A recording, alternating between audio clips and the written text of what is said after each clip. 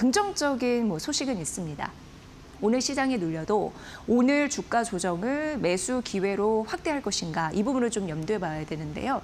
골드만삭스에서 코스피 12,000포인트까지 갈 수 있다고 하면서 굉장히 예전 대비해서 전망치를 쭉 상향시킨 흐름들이 인상적이었습니다. 일단 한국 시장은 비중 확대를 유지해야 된다라고 하면서 지금 대비해서 한 37% 주가가 오를 수 있다라고 판단을 했고요. 가파른 이익 성장률 이게 첫 번째 조건으로 제시를 했거든요. 이걸 보면은 올해 1월이었습니다. 기업 이익들 우리나라는 이제 이익이 잘 나오는 것으로 지금 유명해졌잖아요. 근데 올해 1월에 48% 성장률 전망치를 예상을 했다면 이걸 대폭 수정했습니다. 그래서 무려 277% 성장률을 기록할 것이다. 상향 조정화 흐름들이 굉장히 눈에 띄었고요. 그리고 삼전 닉스를 제외해도 긍정적인데 이전에는 1월 같은 경우에 20%였다면 지금 57%로 추가적으로 오를 수 있다라고 전망을 했습니다.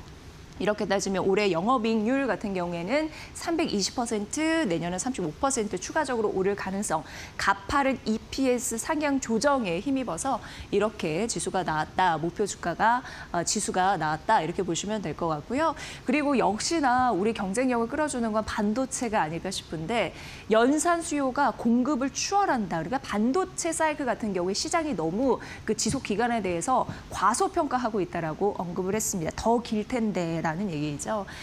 역시나 삼전익스 잘하고 있기 때문에 메모리 가격 결정권 우위에 있는 그런 상황이고요. 역시나 한국 반도체는 PER 5배 수준에 머물러 있으니 앞으로 이런 흐름들로 봤을 때 사이클은 장기화될 가능성이 굉장히 높다 이렇게 언급을 했습니다. 그럼에도 불구하고 긍정적인 호평들이 있는데 여전히 장부가 같이 밑에 움직이고 있으니 저평가 매력이라고 언급이 됐는데요. 코스피 기업 60% 이상이 저평가 PBR 1배 미만의 장부가 가치 미만에 좀 놓여 있는 상황입니다. 그래서 하반기는 저 PBR주 이제부터도 주목하셔야 되는데 재평가가 가능하다라고 언급이 됐습니다. 그래서 우선주 그리고 고배당 자사주, 소각주, 그리고 방산, 조선, 전력 섹터까지 두루두루 같이 재평가의 기회가 있을 것이다라고 언급이 됐습니다. 그리고 예전에 굉장히 극단적인 시나리오를 대비를 해봐도 하방 지지선은 7,820포인트가 될 것이니 여기 이제 목표 지수 12,000포인트라고 언급이 됐죠. 그래서 지금 조정 시 골드만삭스도 한국 시장을 바라보면서 비중 확대를 해야 된다라는 의견을 제시했으니까 이 부분 살펴보시면 될 것 같습니다. 그래서 오늘은 이렇게 조정이 됐을 때 매수 기회를 찾아볼 수 있는 여러 가지 섹터에 대해서 머니코드에서 담아봤습니다. 앞서서 골드만삭스가 코스피 12,000포인트 갈 수 있다라고 언급이 됐고 국내 증권사에서도 10,000포인트 갈 수 있다고 하고 어쨌든 만 시대를 앞두고 있는 상황에서 투자의 시대입니다. 그렇다면 오늘 같은 날에 앞으로 우리는 투자의 자산을 나의 포트폴리오에 어떻게 담아야 될까 고민 많이 되실 것 같습니다. 그런데 오늘 아침에 굉장히 디지털 자산에 대한 인사이트 있는 리포트가 뜬 거예요. 직접 쓴 애널리스트와 함께 연결을 해서 어떤 내용인지 그럼 이 안에서 국내 종목은 뭐가 있는지 좀 파헤쳐 보도록 하겠습니다. 오늘은 하나증권의 이준호 선임연구원 연결해 보도록 하겠습니다. 연구원님 반갑습니다. 네, 안녕하세요. 저는 하나증권 이준호 선임연구원입니다. 네, 최근에 AI 시대라서 AI 투자에 굉장히 목말라 하고 계시고 이쪽으로 수익률이 튀는 흐름들이 나타나고 있는데 근데 오늘 그 리포트에는 AI 시대에 그 블록체인과 디지털 자산 사용처가 굉장히 늘 것이다라는 인사이트를 주셨더라고요. 어떤 내용인지 직접 설명 부탁드립니다. 네, 제가 오늘 아침에 발간했던 인덱스 내용은요. 말씀해 주신 대로 결국에 AI 에이전트가 경제적 주체로서 활동을 했을 때 블록체인 그리고 디지털 자산의 사용처가 커질 수 있고 블록체인 자체가 에이전트의 경제 인프라가 될 수 있다라는 내용인데요. 짧게 요약해서 말씀을 드리자면 결국에 에이전트라고 저희가 말하는 주체 자체가 코드 기반으로 된 집합체다라고 보았을 때 그렇다면 이 에이전트가 진정으로 자립성을 가지고 또 주체성을 가지고 활동할 때 결제 레일 그리고 결제 위에 올라간 화폐 그리고 결제 대상도 코드 기반이 되어야 되지 않을까라는 담론이 현재 확대되고 있는 상황입니다. 그러면 코드 기반이 된 화폐 그리고 레일은 무엇일까라고 하면 그게 바로 블록체인이라는 내용인데요. 블록체인 자체가 과거에서부터 코드를 통해서 타중앙화를 추구하고 결국에 완전히 확정되는 거래를 추구하다 보니까 이러한 것들이 잘 맞아떨어진다라고 볼 수 있을 것 같습니다. 그래서 현재 서클 그리고 코인베이스를 포함해서 블록체인 기업들이 계속해서 에이전트 OS라고 불리는 인프라를 출시하고 있는 상황이고요. 그러면 이렇게 블록체인이 레일이 되었을 때 그 위에 올라가는 화폐가 무엇이냐, 즉 코드 기반으로 구성된 화폐가 무엇이냐라고 했을 때 그게 바로 스테이블 코인이다라는 내용입니다. 그렇게 된다면 에이전트에서 저희가 직접 거래를 하는 것이 아니라 에이전트 자체가 거래를 하게 되었을 때 블록체인을 통한 거래가 늘어날 것이고, 그럼 블록체인을 통한 거래가 늘어났을 때 스테이블 코인을 포함해서 디지털 자산 자체의 거래가 늘어날 것이다 라는 내용을 현재 담고 있습니다. 실제로 그렇게 발행량 그리고 유통량 자체가 증가할 것이라고 보고 있습니다. AI 자체가 코드를 기반으로 하기 때문에 돈이나 결제 시스템 역시 코드 기반이 유리하지 않을까라고 말씀을 해주셨네요. 그럼 디지털 자산 중에 비트코인이 핵심 자산 기반이 될 수 있다라고 쓰여 있던데 사실 이제 비트코인 같은 경우에는 많은 분들이 관심이 있으시죠. 과연 반등이 두드러지는 시기가 언제인지도 궁금하고 투자 전략 궁금한데 설명 좀 들어보도록 하겠습니다. 네. 거기서 제가 보고서에서 비트코인이 가장 확실한 투자 선택지다라고 말씀드리는 가장 큰 배경에는 결국에 이 디지털 자산 시장이라고 구성되어 있는 것들 중에 거의 지금 최근에는 59% 정도가 비트코인이 점유하고 있습니다. 저희는 이걸 비트코인 도미넌스라고 부르는데요. 그러면 사실 국내 투자자들이 뭐 선호하는 리플이든지 이더리움 같은 제어도 있지만 결국 디지털 자산 시장이 우선적으로 블록체인 신뢰를 받아서 오르고 있을 때는 비트코인이 가장 큰 선택지가 될 수 있고 가장 큰 신뢰를 담보해서 상승하는 기축통화 역할을 할 수 있는 재화다라고 보고 있습니다. 근데 최근에는 사실 크게 하락을 하고 있는데요. 그러면 단기 저점은 언제일까 혹은 시점은 언제일까로 예상을 해보면, 물론 단기 저점 자체는 기술적으로 평가해야 되기 때문에 제가 단언할 수는 없지만 과거 반감기 사이클이라는 전통적인 사이클로 보았을 때는 7월, 8월 정도에서 단기 저점이 형성되고, 그리고 10월에는 턴어라운드를 하는 그림이 과거 사이클에 빗대어 봤을 땐 맞습니다. 근데 과거 사이클이라는 건 사실 과거의 움직임을 통해서 저희가 평가하는 것인데, 그럼 하반기에 좀 달라지는 것들이 뭐가 있냐라고 하면, 제가 인덱스에서 서술했던 것처럼 에이전트의 활성화가 달라질 것이고, 또한 디지털 자산 자체가 토큰 위로 올라오고 실물 경제가 토큰 위로 올라오는 RWA라는 개념이 또 하반기에는 강조될 가능성이 높습니다.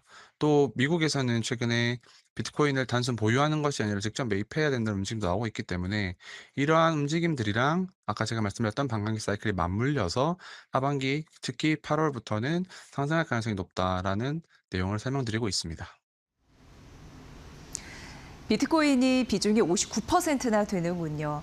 그리고 단기 저점은 8월 정도 돼서 턴 어라운드 할 것이다. 이렇게 언급을 해주셨습니다. 그럼 우리 입장에서는 원화 스테이블 코인에 대한 주목, 이런 부분이 조금 더 부각이 될까라는 생각도 들고, 그와 관련된 건 네이버, 카카오 이런 종목들이 있는데 과연 국내 투자처는 어떻게 바라보고 지금 진입을 해야 될지 궁금한데요. 어떻게 보십니까? 아, 네. 국내에서는 사실 1분기 때 디지털 자산 기본법이라는 별도 규제가 만들어지려 하다가 현재는 좀 딜레이된 상황인데요. 그런데 결국에 이러한 딜레이된 움직임 자체도 미국에서 현재 논의되고 있는 클래리티 액트라고 하는 명확한 법안이 실제 구성되고 난다면 더 이상 미루긴 사실 어렵지 않을까라고 개인적으로는 보고 있습니다. 그렇기 때문에 국내에서는 아마 8월, 9월쯤부터는 다시금 이러한 움직임들이 살아날 것이다라고 보고요. 그러면 이 시점이 공교롭게도 네이버 파이낸셜과 두나무가 주식을 교환하고 합병하는 과정이 9월 30일에 예정되어 있는데, 결국에 이것들이 맞물리기 때문에 국내에서도 다시금 기대감은 살아날 것이다라고 현재는 예상하고 있고요. 그러면 현재 원화 스테이블 코인이라는 것이 결국에 어떻게 구성될지가 가장 큰 관심사가 될 것입니다. 미국에서는 이미 뭐 에이전트 결제라든지 아니면 RWA에 대한 담론 요구하고 있지만 국내에는 아직 원화 스테이블코인조차 발행되지 않고 있기 때문인데요. 그러면 현재 움직임을 봤을 때 사실 최근에 거래소들이 굉장히 각광을 받고 있습니다. 전통 금융사들이 두나무나 혹은 코인원의 지분을 확보하는 모습을 보이는데, 이러한 움직임 자체가 결국에 단기적으로는 원화 스테이블코인 발행을 위한 컨소시엄을 형성하기 위함이라고 저는 보고 있고요. 그렇게 된다면 현재 네이버 두나무 같은 경우에는 두나무에 포함되어 있는 기업들, 두나무 지분을 가지고 있는 금융사들, 예를 들어 하나금융지주가 있고요. 하나투자증권이 있고 최근에는 삼성증권도 들어와 있습니다. 그러면 이들이 함께 형성하는 스테이블 컨소시엄이 우선 대두될 가능성이 높기 때문에 여기에 투자하는 방법으로는 사실은 제가 또 인터넷 게임 애널리스트로서 커버하고 있는 네이버가 부각될 가능성이 있겠다라고 보고 있고요. 다음 플레이어로는 사실 카카오 말씀해 주셨지만 카카오 같은 경우도 이미 카카오뱅크 페이를 통해서 스테이블 코인 시장에 진출하겠다라는 말을 하고 있기 때문에 그러면 이들은 또 파트너가 누구일까라고 봤을 때 저는 서구법을 통해서 생각해 봤을 때는 아무래도 코인원이 가능성이 높겠다라고 봅니다. 이유는 국내에서는 사실 두나무, 빗썸, 코인원, 코빗 같은 거래소들이 있는데 코빗은 미래에셋 컨설팅이 올해 2월에 이미 인수한 바 있고요. 두나무는 네이버가 이제 인수하고 있기 때문에 그럼 국내에서는 코인원이 사실 가능성이 높다. 코인원 같은 경우도 최근에 한국투자증권이 20% 지분을 인수했고 글로벌 거래소인 OKX가 또 20% 지분을 인수했는데 또 공교롭게도 코인원 자체가 카카오뱅크를 이제 1대1 제휴은행으로 하는 거래소이기 때문에 파트너십 가능성이 높다라고 보고요. 그러면 네이버, 카카오 모두 부각될 가능성이 있어 보인다라는 결론이 나옵니다. 네, 네이버 두나무 합병 가능성 그때 또 시세가 폭발을 했죠. 지금 좀 잠잠해도 그리고 카카오 같은 경우에는 페이와 뱅크에 대한 모멘텀이 있습니다. AI 에이전틱 시대에 디지털 자산도 꼭 봐야 된다라는 오늘 아침 리포트 굉장히 인상적이었는데 잘 들었습니다. 앞으로도 좋은 인사이트 부탁드립니다. 고맙습니다. 네, 감사합니다. 네, 하나증권의 이준호 선임연구원을 직접 연결을 해봤습니다. 자, 이렇게 우리가 투자의 시대 어떤 자산을 내 포트 안에 넣어야 될 건지 오늘 그런 부분으로 스토리텔링을 해드리겠다라고 말씀드렸는데요. 디지털 자산 먼저 이렇게 좀 말씀드렸고요. 앞서서 골드만삭스에서 코스피 12,000 간다라고 말씀을 드렸잖아요. 목표 지수. 그런데 한국투자증권에서도 6월 시장은 어떻게 돼야 될지 다시 주식시장으로 들어와서 조금 더 자세히 알아보도록 하겠습니다. 일단 한국투자증권은 예상 밴드는 한 9,500포인트까지 바라봤고요. 근데 약간 이제 리스크한 거는 오늘 시장도 이것 때문에 약간 주춤한 게 고금리 환경입니다. 그리고 중동 불확실성, 미국과 이란의 충돌 재점화 이런 부분이 지속적으로 발목을 잡고 있는 상황인데 이게 만약에 해결이 되더라도 원유가 정상화되는 데는 시간이 걸리기 때문에 이게 다시 금리를 치거든요. 그러면 결국 고금리세는 당분간 끝나지 않는다는 소리입니다. 지속적으로 이어진다는 부분입니다. 그래서 역시나 6월 시장 역시 고금리 이런 부분이 좀 리스키하다라는 점을 말씀드리고요. 수급적으로 봤을 때 오늘도 외국인이 팔자세를 이어가고 있습니다. 며칠 빼고는 주구장창 팔고 있는 흐름들이 나타나고 오늘 삼성전자도 한 400만 주 팔고 있잖아요. 왜냐하면 외국인 같은 경우에는 한국 주식 어느 정도 먹었다라는 생각 때문에 차익 실현 니즈가 있을 수도 있고요. 자금을 빼내야 되는 결정적인 이유가 있는 게 이제 우리나라식으로 말하면 환율 오늘 1,228원까지 올라갔습니다. 뿐만 아니라 더 큰 이유는 스페이스X 이후에 조금 더 이 이슈는 살펴볼 건데 오픈 AI 같은 대여들의 IPO가 있다 보니까 자금을 그쪽으로 빼나갈 가능성이 있습니다. 그런데 다행히 우리나라에서는 개인이 사자로 좀 방어해주고 있는 그래서 개인 수급은 하단을 견조하게 지지해주고 있는 세력이 되고 있기 때문에 그나마 다행이다라고 얘기가 됩니다. 그래서 그게 떨어질 때 올라가게 하는 코스피 방어 역할을 한다 이렇게 언급이 되고요. 그리고 든든한 핵집중은 역시 IT가 되겠습니다. IT 반도체 섹터의 비중이 워낙 높죠. 그리고 추가적으로 AI에 대한 성장 기대가 붙는다면 또 한 번 IT가 튈 거고 결국 핵심 변수는 IT 섹터에 있다 이렇게 얘기해 볼 수 있을 것 같습니다. 한국투자증권에서는 코스피 이익 전망을 추정치 상향 조정했는데요. 역시나 IT 반도체 기여하고 있고 그리고 중요한 게 삼성전자, SK하이닉스 2분기 영업이익률 같은 경우에 영업이익이나 4주 전 대비해서 높였습니다. 대표적으로 삼성전자는 한 9.4% 높여 잡았고요. SK하이닉스 4주 전 대비해서 3.2% 높여 잡았다라는 점 말씀드립니다. 그래서 결과적으로 반도체는 비중 확대 전략이 유효하다라고 했으니까 이 부분 살펴보시면 될 것 같습니다. 자, 그리고 SK증권에서 삼성물산 얘기를 했거든요. 근데 삼성물산이 가지고 있는 자회사, 그러니까 지분 가치가 워낙 든든하다 보니까 삼성물산이 매력적이라는 게 골자였고요. 일단 보면은 삼성물산의 지분 가치는 현재 165조 정도 되겠습니다. 뜯어보면요. 삼성전자 있고, 삼성생명 있고, 삼성바이오로직스 있습니다. 물론 삼성바이오로직스 최근 주가가 좋지 않았습니다만 삼성전자와 삼성생명, 이 각각이 삼성전자가 64.5%, 삼성생명이 11.3%, 그리고 삼성바이오로직스가 한 16.5% 되거든요. 그게 주가가 떨어져도 삼성전자와 삼성생명이 좀 잘 가다 보니까 삼성물산의 지분 가치가 올라가는 구조로 긍정적이라는 부분 말씀드리고요. 그래서 삼성물산의 순자산 가치가 75조 4천억 원 늘어나는 효과가 나타났고 1분기 순차익분 같은 경우에도 9,727억 원, 이거는 작년 말 기준으로 보면 됩니다. 그 대비해서 줄어들었다. 그러니까 순차익금이 줄어들었다. 재무 구조가 안정화되고 있다. 이런 신호도 포착이 되고 있습니다. 게다가 자체 사업도 좋은 흐름들이 나타나고 있는데요. 하이테크 잘 가고 있고 장기적으로 봤을 때 에너지와 SMR 성장 잠재력도 긍정적이다라고 판단이 되고 있습니다.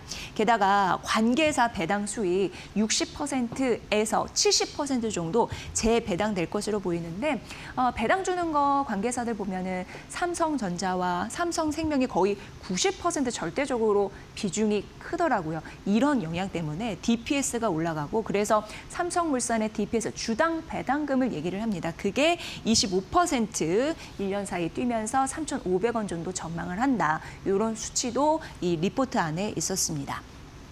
삼성전자가 워낙 이제 주주 환원 정책 이런 부분에 대해서 긍정적인데 정상적인 배당을 진행한 이후에 조금 더 잔여가 남아 있다면 추가적으로 주주 환원 정책 또 한 번 펼칠 가능성이 이게 더 긍정적이다라고 표현을 했습니다. 어쨌든 삼성물산 지분 가치 든든하다라는 부분에서도 모멘텀 찾아보시면 될 것 같고 결국 삼성전자와 엮여 있습니다. 삼성생명하고도 엮여 있고 이 부분 보시면 될 것 같고요. 다음 페이지 JP모건에서 삼성생명 언급을 했거든요. 오늘 좀 두 자릿수 낙폭은 좀 있습니다. 이럴 때 한번 보시죠. 삼성전자의 든든한 모멘텀을 또 갖고 가고 있다고 해서 앞서서 스토리텔링하고 좀 연결되잖아요. 꼽아봤고 JP모건에서 목표주가 대폭 올려잡았습니다. 기존에는 43만 원이었는데 58만 원으로 올려잡았고 국내 증권사보다 훨씬 높여서 잡았습니다. 그래서 삼성전자의 가치 때문인데 이것 때문에 순자산, 그러니까 주당 순자산 가치 이런 부분으로 봤을 때 전망치를 올려잡을 수 있었고요. 올해부터 올해 7년, 8년 이렇게 해가지고 3개년 순이익 전망치 역시 5에서 6% 정도 상향 조정화 흐름들이 눈에 띕니다. 앞으로 삼성전자 자사주 소각해서 매입해서 소각하는 그런 부분에 대한 가능성도 높아지면서 이게 결과적으로 주주 환원 정책으로 엮일 수 있잖아요. 이거 긍정적이라고 봤고 그리고 지방선거 끝났습니다. 지방선거 끝났고 이제 보험업법 개정 이런 부분이 나오게 되면 이런 부분이 더 탄력을 받을 수 있다라고 했고 10년물 국채금리도 올랐거든요. 그 부분도 삼성생명에게는 좀 긍정적인 호재로 작용한다라는 점도 사실상 기재가 되어 있었습니다. 내년 3월 주주총회 있거든요. 그 전후로 해서 주주 환원율, 총 주주 환원율이거든요. 이게 조금 더 높아질 가능성을 JP모건에서는 좀 염두에 두더라고요. 그래서 DPS 같은 경우에는 올해 7,900원 정도 예상되는데 이게 내년 가고 그리고 2028년도입니다. 이게 11,400원까지 올라가거든요. 그렇다면 배당 성향 50% 목표를 도달할 가능성이 굉장히 높아집니다. 이런 부분에서 긍정적인 포인트가 있다라고 거론했습니다. JP모건이 삼성생명을 긍정적으로 바라보는 이유에 대해서도 한번 바라보시죠. 네, 하나증권에서 방산과 기계 섹터를 언급을 했더라고요. 우리가 좀 보면 좋을 것 같아서 방산, 대표적으로 이 리포트를 보니까 딱 이 문장이 생각나더라고요. 꺾이지 않는구나 이 느낌이었고 하반기에는 무기 수요가 더 늘어날 가능성이 있다고 합니다. 글로벌리 국방 예산도 증액될 가능성이 있습니다. 지금 보면은 미국이 뭐 우리가 이제 유럽도 그리고 중동 리스크도 있는데 이게 완화가 되면 중국에 조금 더 초점을 맞춘다고 하거든요. 이 말인즉슨 아시아 태평양에 조금 더 집중을 하겠다라는 의지 이제 도사리고 있습니다. 이렇게 되면 그동안 그 미국이 동맹국들에게 어떻게 보면은 안보 우산이 되어줬는데 이런 것을 좀 걷어낼 가능성이 있습니다. 그러면 그동안 안보국 같은 경우에는 자력 갱생해야 됩니다. 스스로 안보를 지켜야 됩니다. 그러니까 무기 수요가 더 늘어날 가능성이 있다라고 언급을 하더라고요. 이 부분 보시고요. 그래서 방산 같은 경우에는 합산 영업이익 성장률 요게 높아지고 있는 상황인데 훨씬 하반기에 더 늘어날 것으로 보이더라고요. 왜냐하면 상반기 같은 경우에는 18.7이었는데 하반기 무려 56.1%로 이게 성장률이 늘어날 것이다라고 하나증권에서는 언급했고 수주상고 100조 원 시대에 이러는 거거든요. 그러니까 긍정적인 매수세가 더 유입될 가능성, 룸이 있다라고 언급을 했습니다. 지금 K방산은 고밸류라고 평가가 되고 있는데 왜 고밸류냐면 그동안 올해와 내년에 영업이익 전망치가 쭉 올라갔거든요. 그래서 함께 뛰는 흐름들이 있었습니다. 그런데 하나증권에서는 K방산 고밸류 이거 정당화하다, 정당화될 수 있다라고 언급을 했고 그 말인즉슨 앞서 말씀드린 대로 올해와 내년 이익 성장률, 가파른 뛰는 거 그런 게 긍정적이기 때문에 이렇게 보시면 될 것 같습니다. 그래서 하반기 주요 종목들 언급이 됐거든요. 이 얘기인즉슨 하반기 영업이익률이 얼마나 올라갈 수 있을지 그 데이터도 함께 넣어놨습니다. 그래서 보시면 하나 에어로스페이스 62%, 하나 시스템이 486%, 그리고 한국항공우주가 137% 영업이익 추정치가 이렇게 올라간다. 그래서 결국 방사는 꺾이지 않아 이런 느낌을 주는 리포트였습니다. 보시고요. 또 하나증권이 기계도 설명했거든요. 다음 페이지에 기계 섹터 보도록 하겠습니다. 기계는 바닥을 탈출하고 있다 이렇게 언급이 되고 있는 상황입니다. 작년을 기점으로 네 번째 회복 주기라고 하는데 그러니까 2000년도 보면은 세 번의 주기가 있었고 작년부터 글로벌 판매량이 늘어났기 때문에 회복 시점에 지집을 했다 이렇게 표현을 했습니다. 게다가 추가적으로 판매가가 인상될 계획이 있거든요. 그러니까 어떻게 보면은 이 무기를 파는 사람이 그거 무기를 사는 사람보다 훨씬 우위에 있다라는 부분으로 기계를 만들어서 내는 그런 종목들이 더 경쟁력이 있다라고 보시면 될 것 같고요. 결과적으로 북미 관세 리스크는 있지만 이를 상회할 가능성이 있다라고 언급되고 있습니다. 그래서 하반기 영업이익률 성장률 보면 HD 현대건설기계 두산 밖에 있는데 25% 그리고 4.4% 상향 조정 이런 데이터까지 언급됐으니까 기계도 바닥 탈출에 대한 시그널이 있다라는 점 앞서서 방산과 함께 말씀드리겠습니다. 네, 이제 마지막으로 한국투자증권인데 LS 일렉트릭입니다. 일단 긍정적인 흐름들 나타나는 게 올해 북미 데이터 센터 수주입니다. 이게 50%늘 가능성이 있다고 합니다. 1년 전에 비해서. 그러면 1조 5천억 원 초과에 대한 가능성이 있는 거고요. 워낙 뭐 우리나라는 갑 중에 갑인 게 주문을 하면은 납품 속도가 다른 경쟁 국가 기업에 비해서 30% 정도 굉장히 빠르다고 합니다. 그리고 3년 동안 장기 슬롯으로 계약을 하다 보니까 여전히 수요에 대한 그런 실적 이런 부분이 같이 안정적으로 가는 그런 구조라고 했고요. 올해 영업이익은 1년 사이에 63% 늘면서 6,975억 원 정도. 2분기는 1년 사이 43%는 이익률을 기록할 것이고 25년부터 28년까지 영업이익률 보면은 연평균 성장률이 한 48% 정도가 되겠다. 긍정적인 수치들이 이 조정 시 매수 기회라는 전략을 뒷받침하고 있으니까 이 부분 살펴보시면 될 것 같습니다. 그러니까 AI 시대는 앞서서 디지털 자산도 괜찮은데 메모리 반도체뿐만 아니라 전력 인프라 이쪽까지 언급이 되고 있으니까 끊임없이 봐야 할 그런 섹터가 아닐까라는 마음에서 준비를 해봤습니다. 오늘은 LS 일렉트릭까지 만나봤습니다.